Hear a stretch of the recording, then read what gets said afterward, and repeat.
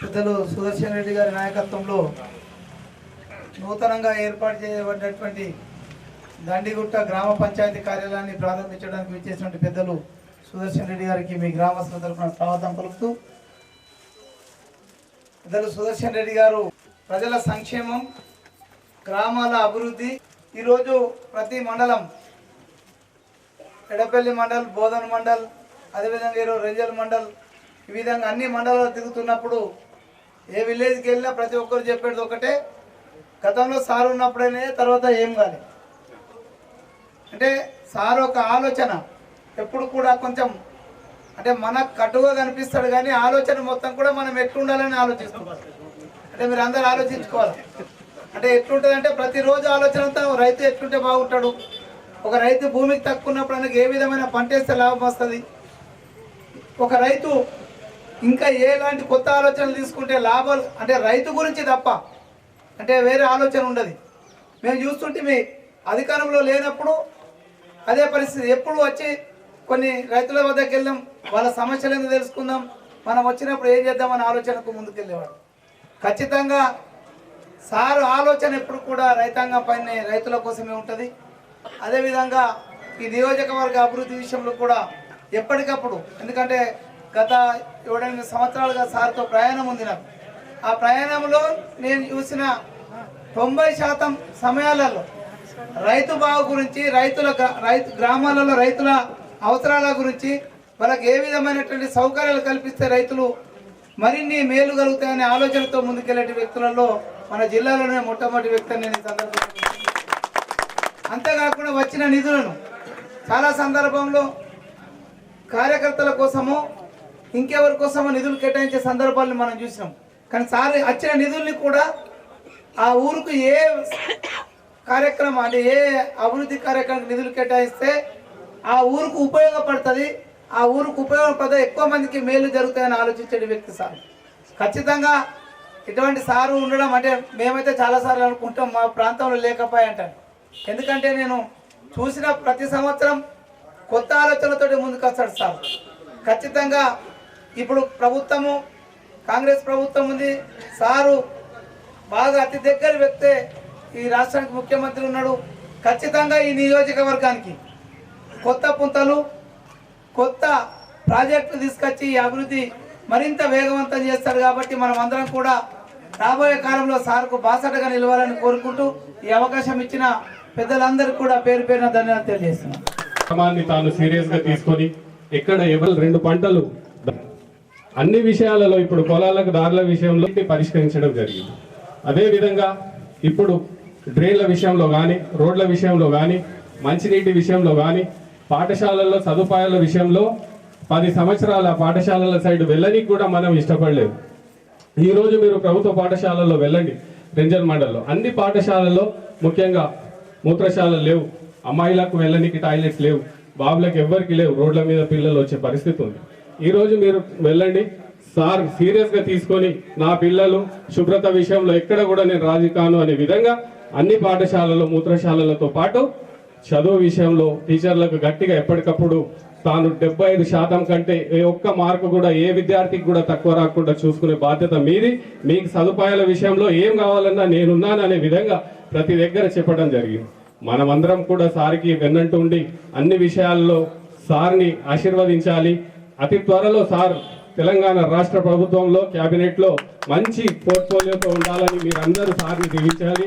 అదేవిధంగా రాబోయే రోజులలో మనకి ఏ అవసరాలు ఉన్నా కానీ మనకు పెద్ద దిక్కు సార్ ఉన్నారు, అన్ని పూర్తి చేస్తారన్న విశ్వాసంతో ఈ అవకాశం ఇచ్చిన మీ అందరికీ పేరు పేరున దండిగుట్ట గ్రామానికి మనందరికీ సౌకర్యంగా ఉండాలని రేపు సర్పంచులకు కానీ, మెంబర్స్కి కానీ, ప్రజలకు కానీ ఇక్కడ కూర్చుండి మన గ్రామ సమస్యలు పరిష్కరించుకోవడానికి చక్కని బిల్డింగ్ కట్టుకున్నాను. మీ అందరికీ అభినందనలు తెలుపుతూ 20 లక్షలతో బిల్డింగ్ కట్టారు. అదేవిధంగా మీరు రోడ్లు అడిగారు, గ్రావెల్ రోడ్, దానికి కూడా 2 లక్షలు ఇచ్చాం. వెంకటేశ్వర ఫీల్డ్ రోడ్స్ అట 3 లక్షలు ఇచ్చినాం. అదేవిధంగా స్కూల్కు మీది ఇంత చిన్న గ్రామమైనా 2,60,000 ఇస్తున్నాం. అదేవిధంగా అక్కడ ఇంకోటి సీసీ రోడ్స్ అట, డ్రైన్స్, అదే సీసీ డ్రైన్స్ ఎక్కడది విలేజ్ సీసీ డ్రైన్స్కు 2 లక్షలు ఇచ్చాం. ఇవన్నీ ఇచ్చినా కూడా రోడ్స్ బాగా చేయించి 4 సంవత్సరాలు ఉండేటట్టున్నాయి. మీరు కూడా కేజీ వీల్స్ అదేమో పట్టిలు పెట్టకుండా అంటే కేజీలు బుక్ చేయించారు. మీకు 4 సంవత్సరాలు ఉంటాయి. అది ఇది ఓసుకపోయారంటే కొన్ని ఉత్తర్వులు వేసిపోతాయి. అన్ని గ్రామాల్లో చెప్తున్నాను, ఇక ఊకుండేది లేదు. వాళ్ళ ధనంజయ ఇచ్చి మనోడు అందరు మనవాళ్ళు, రోడ్డు మనకే కదా, అంతే కదా. జాగ్రత్తగా అందరు పట్టీలు పెట్టించుకోవాలి. అదేవిధంగా మీరందరం మనం రైతులము. గతంలో నిజాం సాగర్కి ఇలా రాదని మనకి ఇబ్బంది అవుతున్నదని లిఫ్ట్ పెట్టించినాం. కేసీఆర్ పెట్టి రాజశేఖర రెడ్డి గారు ముఖ్యమంత్రి ఉన్నప్పుడు నేను కిరాలు వెంబడి నా సొంత ఊళ్ళో పోయినట్టు, ఇక్కడ నాకు భూములు ఉన్నట్టు, నాకు పంటలు నీళ్ళు అందుతలేవని లేకుంటే మనం రోడ్ అడిగిన కుక్కలు నిజాం సాగర్కి నీళ్ళు అందకపోతేనే మనకి ఇబ్బంది అవుతాం. అవి జ్ఞాపకం పెట్టుకోండి. ఇప్పుడు 2 పంటలు పడుతున్నాయి, మంచిగా ఉంది. ఆధార్ కార్డు ఒకటి ఉంటుంది, దాంట్లో బ్యాంకులు ఒకటి ఉంటుంది. అవన్నీ ఒకటే ఉండేటట్టు చూసుకోండి.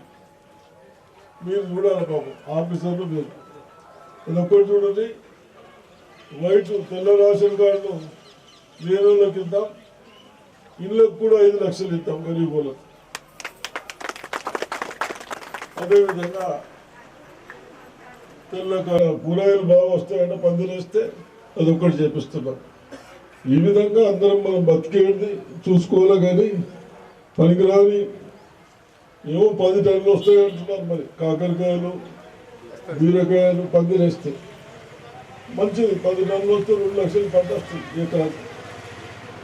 దానికంటే ఎక్కువ కావాలి. సరేనా?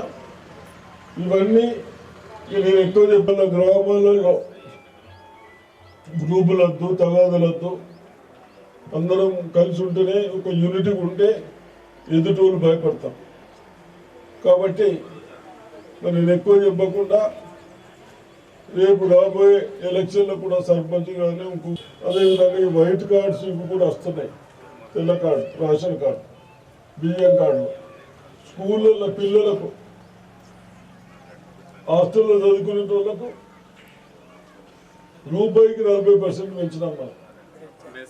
Mess charges, food mess charges ఎంత పెంచినాం అంత పెంచుతారు ఎవరన్నా? మన పిల్లలను పెంచినాం. ఇవన్నీ జ్ఞాపకం. మీరు ఆడవాళ్ళు ముంగళ్ళు ఎట్లాగో ఆలోచించట్లేదు, ఆడవాళ్ళని ఆలోచించాం. ఇవన్నీ చేస్తేనే మనం అందరం బాగుపడతాం. లోన్ మాఫీ ఇస్తుంది, బోనస్ ఇస్తుంది, స్కూల్ మంచిగా చేయబడుతుంది, కినాలు మంచిగా చేయబడుతుంది, మోడర్న్ రోడ్లు వేయబడుతుంది. ఇవన్నీ చేస్తూ ఉన్నాం. కాబట్టి తప్పనిసరిగా మీరందరూ యూనిటీగా ఉండండి. అందరూ వ్యవసాయం చేయండి. మీకు కూరగాయలు పండించుకోవడానికి ఒక ½ ఎకర్ ఎవరైనా పండిస్తే వాళ్ళకి 75,000 సబ్సిడీ ఇద్దాం పందిరేస్తే. అవి కూడా మీరు ఆలోచించి జల్దీ చెప్తే అవి కూడా సాక్షి